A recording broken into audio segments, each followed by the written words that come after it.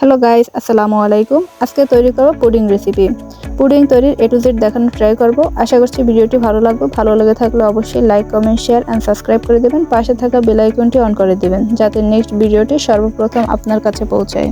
Pudding তৈরি করার জন্য ক্যারামেল তৈরি করতে হবে, তাই আমি একটি ননস্টিকের পাতিল নিয়েছি আর তাতে দিয়ে দিচ্ছি 1 কাপ পরিমাণে চিনি, দিয়ে দিচ্ছি সামান্য পরিমাণে পানি। চিনি এবং পানি খুব ভালোভাবে মিশিয়ে নিতে হবে, অর্থাৎ চিনিটাকে পানি করে নিতে হবে। তাই পানি করার জন্য আমি একটি খুন্তির মাধ্যমে বারবার নেড়ে চেড়ে নিচ্ছি যাতে খুব তাড়াতাড়ি চিনিটা গলে যায়। আর এরপরে আমি চুলার আঁচটা বাড়িয়ে দিয়েছি। এই যে দেখতে পাচ্ছেন ক্যারামেলের কালার হালকা হালকা চলে আসছে। প্রথমে চিনি থেকে শিরা তৈরি হচ্ছে, দেন আস্তে আস্তে করে কালার চলে আসছে। আমি একটু খুন্তির মাধ্যমে একটু নেড়ে দিচ্ছি, যেহেতু পাতিলের পাশ থেকে কালার আসছে সব পানির সাথে মিশিয়ে দিচ্ছি যাতে চারপাশ থেকে কালারটা খুব সুন্দর আসে। আমি প্রায় 4 থেকে 5 মিনিট পর্যন্ত এভাবে চুলার লো হিটে ক্যারামেল তৈরি করে নিচ্ছি। যারা মিষ্টি জিনিস বেশি পছন্দ করেন তারা এই রেসিপিটি একবার ট্রাই করতে পারেন। আশা করছি ভালো লাগবে। ভিডিওতে আবার ব্যাক করি। কিছুক্ষণ পর পরে একটি খুন্তির মাধ্যমে ভালোভাবে নেড়ে দিচ্ছি, তবে অবশ্যই খেয়াল রাখতে হবে যেন ক্যারামেলটা পুড়ে না যায়। এই পর্যায়ে আমি চুলার হিটটা কমিয়ে দিয়েছি, একদম লো রেখেছি, বন্ধ করে দিয়েছি চুলা। আর বন্ধ করে চিনি শিরাটা অর্থাৎ ক্যারামেলটাকে আমি ভালোভাবে নেড়ে চেড়ে নিচ্ছি, যেহেতু পাতিলটা গরম। আর ক্যারামেলটা তৈরি করা হয়ে গেছে, তাই আমি একটি পাত্রে ঢেলে নিচ্ছি। যে পাত্রে আমি পুডিং তৈরি করব সে পাত্রে আমি সুন্দরভাবে ঢেলে নিয়েছি এবং ঠান্ডা করতে রেখে দিয়েছি। আর এদিকে আমি একটি মিক্সিং বল নিয়েছি আর তাতে 2টি ডিম ভেঙে দিচ্ছি।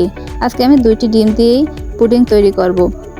2টি ডিমের মধ্যে দিয়ে দিচ্ছি 1 চামচ পরিমাণে ভ্যানিলা এসেন্স আর দিয়ে দিচ্ছি 1 কাপ পরিমাণে চিনি। এখানে চাইলে আপনারা চিনির পরিমাণটা বাড়িয়ে বা কমিয়ে নিতে পারেন, যে রকমের চিনি পছন্দ করেন। আর আমি খুব সুন্দরভাবে চিনিটাকে ডিমের সাথে ভালোভাবে গলিয়ে নিচ্ছি। কিছুক্ষণ পর্যন্ত এভাবে গলিয়ে নিচ্ছি। আর একটা কথা বলে রাখি, আমি যেহেতু গ্রামে থাকি, আমার ভয়েস ব্যতীত আশপাশের নয়েজগুলো প্লিজ অ্যাভয়েড করবেন। এবারে গলিয়ে নেওয়া হয়ে গেলে আমি এখানে 500 গ্রাম বা আধা কেজি পরিমাণে লিকুইড দুধ, গরুর দুধ অ্যাড করে দিয়েছি।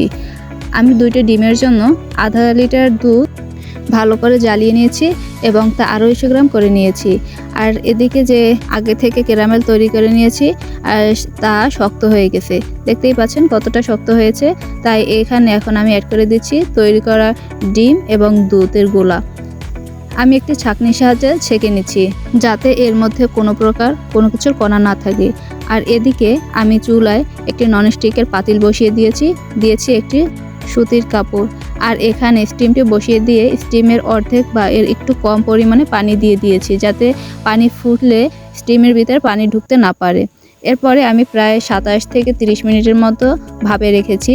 আর 30 মিনিট পর্যন্ত ভাপ থেকে উঠিয়ে নিয়েছি। দেখতে পাচ্ছেন একটি টুথপিক দিয়ে টেস্ট করে নিয়েছি, এতে কোনো প্রকার লালা আসেনি, তার মানে এটি সেদ্ধ হয়েছে ভালোভাবে। এখন আমি ঠান্ডা করে নর্মাল ফ্রিজে প্রায় 3 থেকে 4 ঘন্টার মতো রেখে দিয়েছি আর ফ্রিজ থেকে এখন বের করে নিয়েছি। এখন আমি এটিকে দেখিয়ে দিচ্ছি যে কতটা সফট এবং কতটা সুন্দর হয়েছে। দেখতেই পাচ্ছেন উপর থেকে কোনো প্রকার এর মধ্যে বাবলস নেই। তো আবারও দেখিয়ে দিচ্ছি যে আশপাশ ঠিক আছে কিনা। তাই একটি পাত্রে ঢেলে নিচ্ছি। ওহ, কত সুন্দর কালার এসেছে। এখানে অনেকেই ট্রাই করে, অনেকের ফেটে যায় বা কালার ঠিক আসে না। তো আমার এই প্রসেসিংয়ে আপনারা একবার ট্রাই করতে পারেন। আশা করছি ইনশাআল্লাহ এভাবে সুন্দর হবে।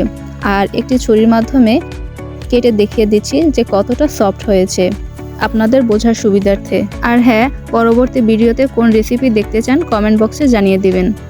দেখেন ভিতরে কতটা সুন্দর আর এর মধ্যে কোনো বাবলস আছে কিনা।